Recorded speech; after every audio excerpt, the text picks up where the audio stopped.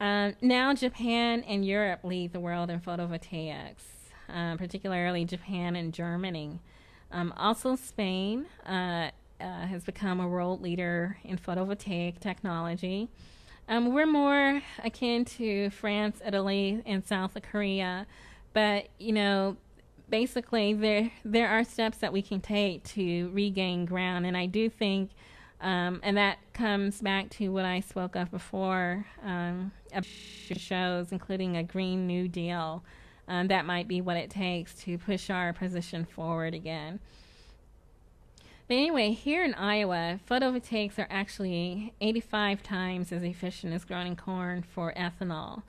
But I like Iowa, and I like our Iowa farmers. They're strategic, and they're playing the odds. What's been happening is Iowa farmers grow crops of corn. We're actually number 2 for wind energy, but we're not as far forward with photovoltaics. But still, hedging the bets is one option in terms of, like I said, putting a solar system and wind system together.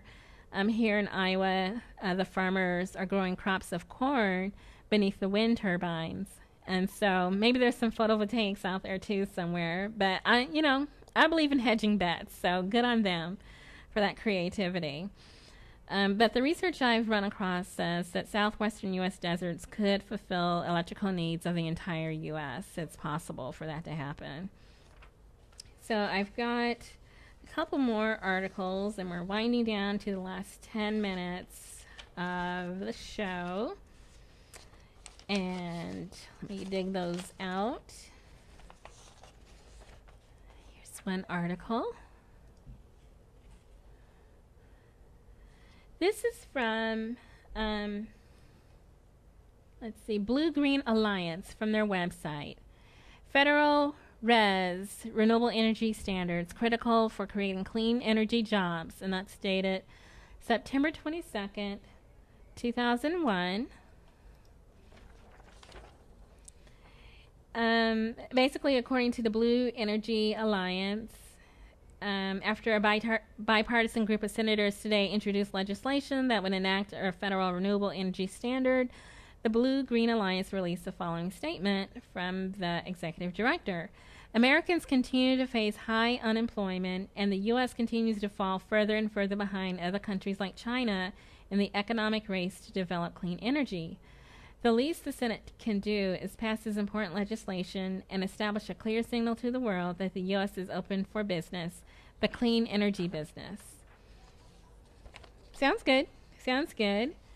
I have another article that follows up on that. This is from September 29th. And this comes from, I can't really see it, so I'm going to put it back on my face. This comes from thehill.com. According to Jeff Bingaman, Senate Energy and Natural Resources Chairman from a Democrat from New Mexico, no time left to change renewable energy bill. This is September 29th.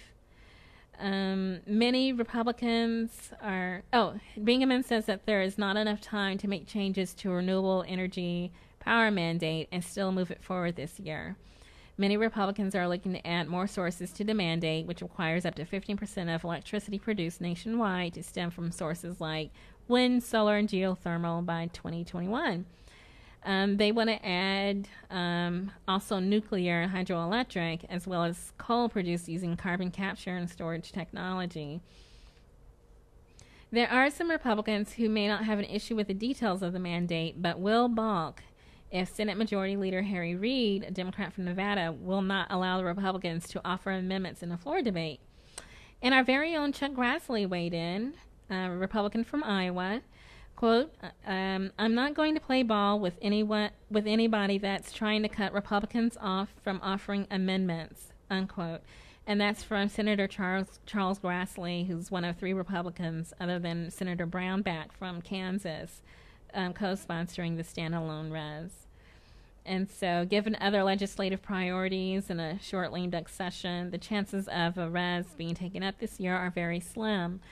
So we're going back and forth again, and we're not, going forward. We're kind of standing still, which is very unfortunate when there's so many people needing those jobs. But, that brings me to my last and final point, and that's basically self sufficiency, where you do have to acknowledge the codes and the ordinances and the zoning issues and the permitting process and the paperwork. But there's nothing that's saying that you can't get as much education on renewable energy and energy efficiency as possible. For instance, I'm all for getting certification in education and skills and talents, but also use your own ingenuity to get things, accomplished if you need them. So I brought in some reading materials, and they're still in this stack. Let me take my book off top. Got Sun, Goes Solar, The Solar House, The Sun-Inspired House, 101 Patented Solar Energy Uses, Solar Living, ooh, Complete Idiot's Guide, Solar Power for Your Home, Solar Power Your Home for Dummies. Yeah, I just say, do what you can with what you have, and don't wait for what I keep hearing referred to as big government to give you permission or show you the way to go. It might be on us to educate ourselves. My final stack that I wanted to show is The Green Collar Economy. This is by Van Jones, who wrote this book, and I like it because it's in very easy to read format. It's not a wonky book or a big word book. It's very clear and pretty positive on solution and offering solutions, and it's worth a read. But I'll just say a few words that I thought were significant to read from it. A green collar job. It's blue collar employment that has been upgraded to better respect the environment. Family supporting career track vocational or trade level employment in the environmentally friendly fields. And these are, for example, electricians who install solar panels, plumbers who install solar water heaters, farmers engaged in organic agriculture and some biofuel production, and construction workers who build energy efficient green buildings. Basically, we can do a lot at the grassroots with the research that we have so far and the skills that we have so far. But overall, we do need to revamp our existing AC power transmission system, and that's to and instead include DC power transmission that includes solar, wind, geothermal, hydro, and other technologies.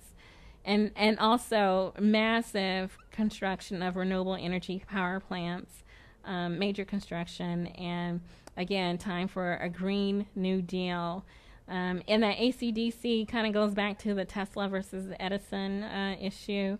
Again, policy and politics and economics always affects the advancements that we're able to make. But anyway, I'm really encouraging everyone who's listening or has an opinion about jobs or the economy or renewable, that we can be truly working class heroes, all of us, if we do our renewable energy education of ourselves and pay attention to what's happening at the policy levels at all levels of government, local, state, federal, and then even pay attention to what's happening overseas and our position in the world, what we can do to get back to where we once were. It's going to be grassroots from the ground up, where the people lead. The politicians will likely follow. Next week's Blue.Green.Fusion is episode 4, and that's again public transportation and energy efficiency. Thank you so much for tuning in, everyone. It was another show that I really enjoyed, and hopefully we'll see you next week.